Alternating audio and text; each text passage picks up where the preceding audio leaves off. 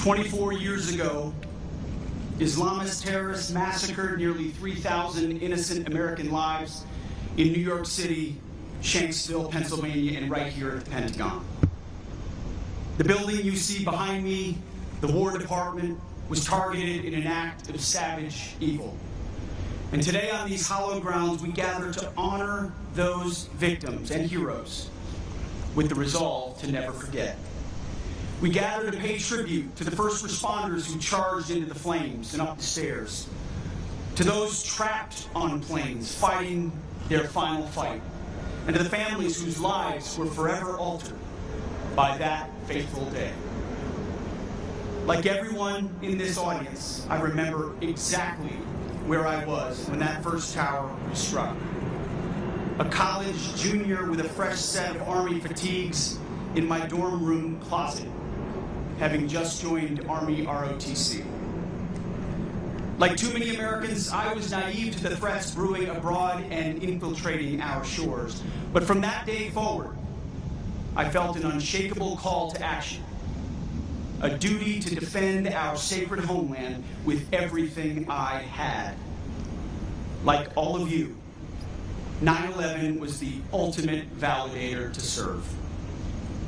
But I was not alone. An entire generation of warriors stepped forward, willing to pay the ultimate price to exact retribution and secure our country. Forged in the crucibles of Afghanistan and Iraq, we stood watch in distant lands on dangerous missions, often, in retrospect, nebulous missions, all to secure our people and so we could live in peace. War is an enduring aspect of the human condition, a tool that, when wielded wisely, ruthlessly punishes enemies intent on terrorizing or subjugating our nation. War must not become a mere tool for global social work, eager to risk American blood and treasure for utopian fever dreams. We should hit hard, wreak vengeance, and return home. For 2 decades, our warriors fought with valor every day, far from home, even though sometimes their leaders gave them nation-building missions and half-baked exits. Thankfully today, we have an American military that President Trump has now rebuilt twice. Yet despite the weight of history, the Department of War will always honor the service of our warriors and all they left behind, never straying from the warrior ethos they and those on 9/11 embodied and deserve. We best honor their memory and the memory of 9/11 by learning the correct lessons of that day and the decades of courage that followed. Full hearts, clear eyes. To every member of our War Department, past and present, you are the best, the real elite, the real 1% of this nation. Standing here today, we honor those 184 rings of the bell, souls lost at the Pentagon and on Flight 77. Even as first responders were grossly outnumbered by the wounded, many ran toward the chaos, cared for the injured, and comforted the dying. It was bedlam. But in that moment, American heroism was laid bare. That purpose, that spirit lives on in uniform today. Despite such tragedies, our republic endured. It endured that day. It endured on Flight 93, charging that cockpit, and at the Pentagon. It endured over those Islamists. It endured over 2 decades of war, and it endured stronger, wiser, and tougher, forged by the blood and courage of patriots. Our job now is to ensure that future generations inherit a strong and vigilant America. 9/11 is vivid for me and all of you, but it will soon live only in the history books for our youngest. We must teach our children that the price of freedom we love is eternal vigilance. Instill in them the importance of upholding America's Constitution, holding tight to our freedom and our faith, and relentlessly pursuing our enemies.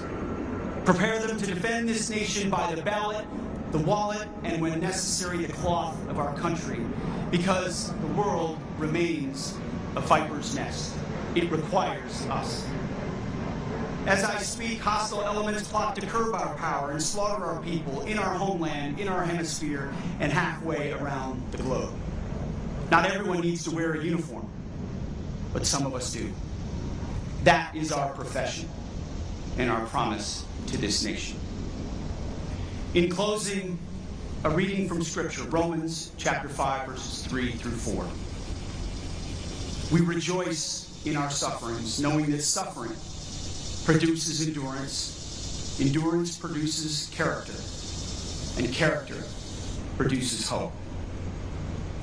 On this day, 24 years ago, we suffered. In the years since, we have endured. Our service and sacrifice have forged our character, and today we stand in hope for the future of our great nation. The young soldiers who take the oath give me hope.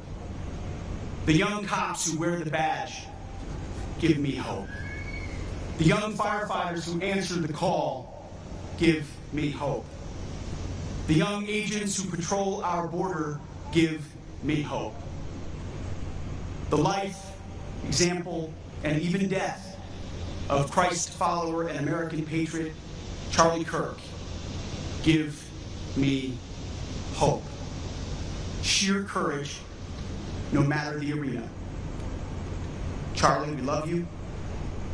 We know that you have heard the Lord's words. Well done, good and faithful servant. Full heart, clear eyes. Like those on 9/11, he will never be forgotten. So I thank God for all of you and all of our fighters from that day to today and beyond. May God bless our warriors as they ruthlessly seek our enemies on behalf of the fellow citizens they love. We owe you and all of those who witnessed 9/11 nothing less.